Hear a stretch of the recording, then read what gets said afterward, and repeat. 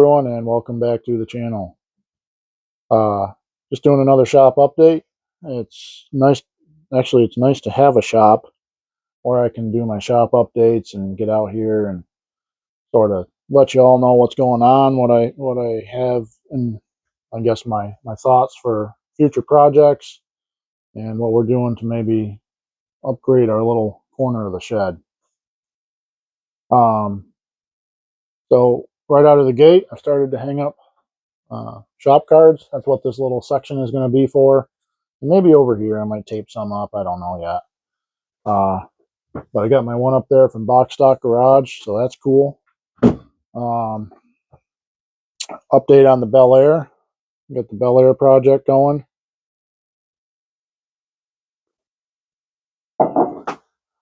So I went ahead and I decided to use a blue primer that I mixed up. I used MCW's light gray primer and MCW's blue primer to go ahead and prime out this car. Next step is we're gonna wet sand all the primer down and just lightly sand it and get it smoothed down. And then we're gonna hit it with that color coat that I mixed up myself. I still have a couple of little rough spots right here in the back of the car, and but it came out nice. I like the blue primer, and I'm hoping that really helps with the actual color of the car. Most of the car is smooth, with the exception of these little spots right here. I forgot these parting lines. So that's all right. We'll get that fixed before we go ahead and color spray it. Get this out of the way. In the hood, the firewall, the rims, they're all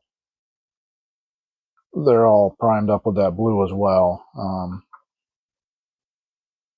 I went ahead and I got all of the parts off the alligator clips that I've sprayed with the blacks. Which brings me to my next part of my shop update is I've decided, so for the flat black, semi-gloss black, and gloss black colors, I've switched over to using Rust-Oleum. I shouldn't say I've switched over. I've been using Rust-Oleum since I started model building again early last year. And I've also ordered some Tamiya rattle cans. I've ordered rubber black, NATO black, and there was another color that I ordered. So we'll have 3-4 different colors to cycle through, maybe half a dozen. That's cool.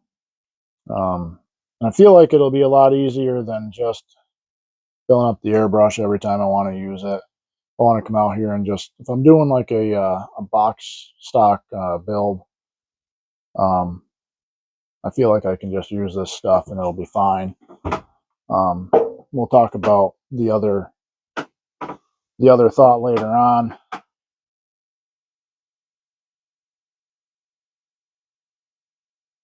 Did my computer shut down on me? Got my notes I'm trying to look at with the computer here. It helps me to have an outline to follow when I'm doing a video. So we ordered a couple new airbrushes from Gaahleri. They came in.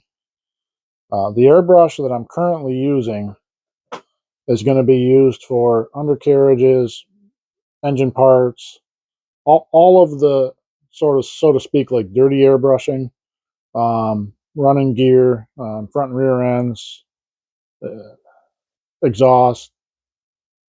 And so like with the Thunderbird build, which is coming along very nicely, we've got the rear end built, we've got the gas tank is where I want it to be in terms of appearance. We're getting ready to move into the front end area of the frame, do some work up there, and running gas lines, brake lines. So that's the update on that. So anyways, we've got these new Gaahleri Airbrushes that I just ordered. So these were on sale. I don't even know if they have any left. These were on sale, and I got a really good deal on them.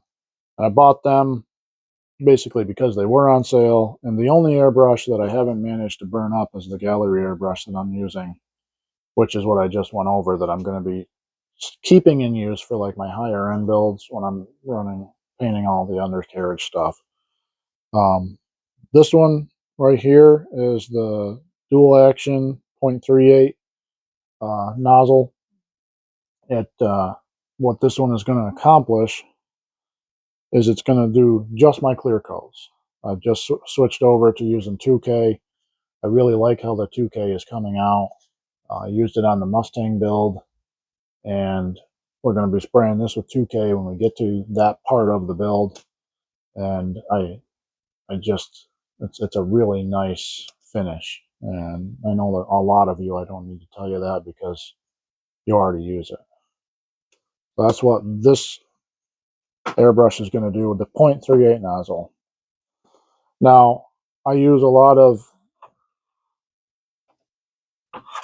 keep hitting that. I use a lot of, predominantly I use MCW paint. I like to use the MCW paint, and some of their paints are metallics. Now, one of the things that I ran into from when I started airbrushing back around July of last year is I gummed up some airbrushes trying to use the metallic paints from different manufacturers. So this airbrush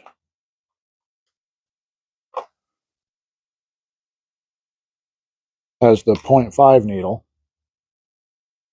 So I'm going to be using that. And they both have detachable cups, which is cool. So I can wash that all out and get that cleaned up every time I'm done.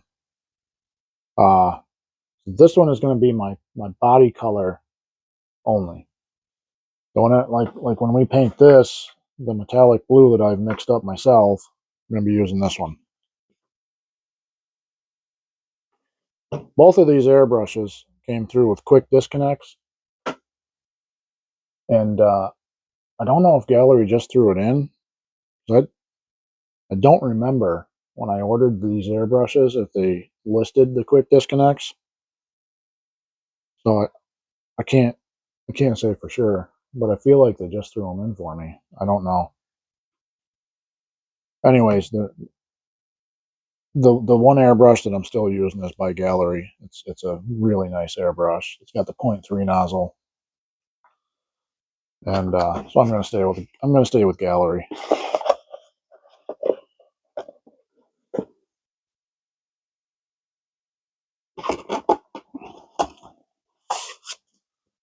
So I just discovered a new way to take a look at my models of what they could look like before the build is finished. It's through ChatGPT. It's like you can do like a photo. You can put in the things that you want it to look like and ask it to generate a photo, and it does. It does a great job. So I did that with the 62 Belair just to see kind of what the car would look like finished out with those big Camaro rims that I have. They're flat black, and I would leave them flat black. And they got the low profile tires because they're like a 20 or 22-inch rim. I learned that. Let me get my computer here. I learned that through watching a YouTuber who's recently I found his channel.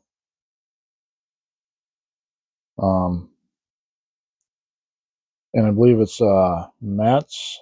Hold on a second.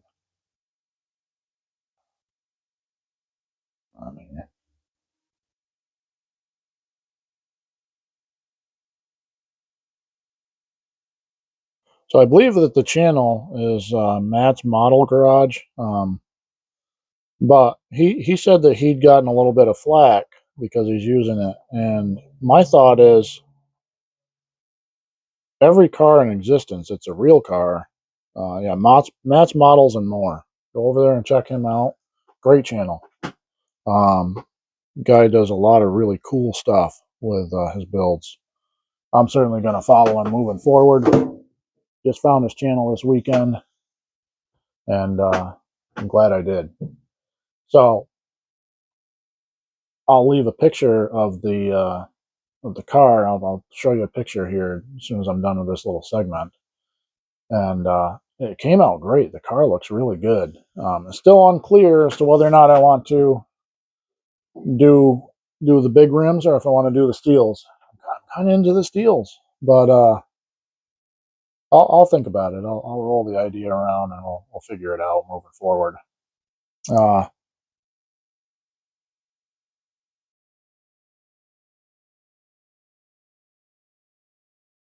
I also, let's see, talked about the Thunderbird. So I also have inside this box. I get this is a box of like 5 models. A model that I want to restore. There's actually a couple in here I want to restore. The one that I want to restore the most is a model I built as a kid, and it's just kind of gotten banged around. It's one of my favorite paint jobs I ever did. I'm hoping I can save the paint. But my 32 Highboy. And I also did, and I'll show you a picture as soon as I'm done talking about this car. I also did a rendering of this. And so my idea is I want to try to save the paint, clean it up, and I want to paint the frame because I like green.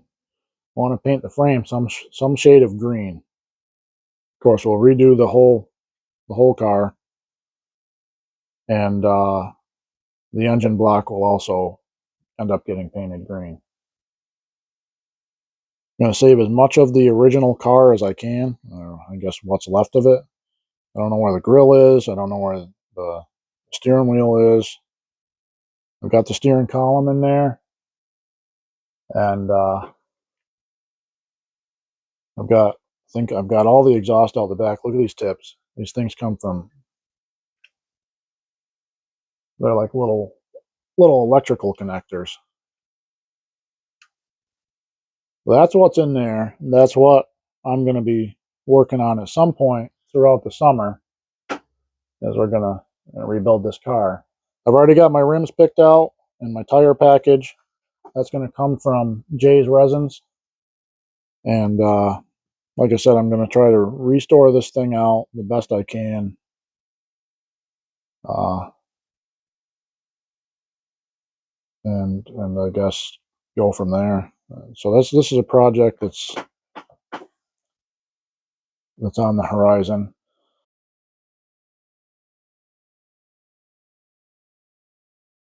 So there's a couple things in this box that I'd like to restore over time. I've got my Color Me Gone car that I built as a kid. It lost a lot of its stickers. I have a lot of the parts left. I've got the wedge, the 426 wedge there. Oops, there goes some parts. So I don't know when I'm going to get to that project. But then of course we do have still in here is the Challenger that needs to be restored. That's another build that I did as a kid, and it's just it's sat in a shed, and it's just full of cobwebs and dust and dirt. Uh, I might strip that one out and redo that as well. So I guess there was 3 models in there. I thought I had a 4th one, but I was wrong. So that'll pretty well conclude out this update. Hopefully you all followed along till the end. Hopefully you found it interesting. If you have any comments, leave me with a comment. So the Chat GPT thing, actually, I want to touch on that one more time. I feel like you can use Chat GPT to get an idea on what you're looking at as just as much as a tool as you can, like the 3D printing. Like some of the beautiful builds that I see out there, there's a ton of 3D printed parts in them, and that seems to have become accepted. And I had heard on his channel that some people gave him a little bit of feedback for using the Chat GPT. At least I think that's what he said. I watch a lot of videos. Uh, so if I'm wrong, then somebody can correct me. But whether you're using that as a tool or whether you're using the 3D printing as a tool, or some other thing. Some people print their own decals. You still have to build the piece. You still have to build they're wonderful art pieces, and you still have to build that vehicle to look, or the replica to look how you want it to look. And I feel like that's perfectly acceptable. I think everyone that wants to should give that Chat GPT photo thing a go. Because as you've seen with my photos of the cars that I'd like to build, like for the 32 Highboy, I put in that I wanted it in a metallic black with black chrome rims, a green frame, and a green engine block, and that's what it gave me. And based off from that, I went on to Jay's Resins, and I was able to find some rims that I thought would look good on that car, the rim and tire package. And so when I start that car, the restore of it, I'm going to order those rims. I might actually order them sooner than that in case he decides to switch out his inventory, and I don't want to lose out on those rims. But I guess that, like I said, I guess that'll close me out. If you follow along to the end, I appreciate it. If you haven't subscribed yet, I would appreciate it if you do. Give the channel, give the video a thumbs up. Leave me a comment. Let me know what your thoughts are, whether you agree, disagree with the things I've had to say. And until we see each other again, everybody out there, be safe, and everyone be blessed.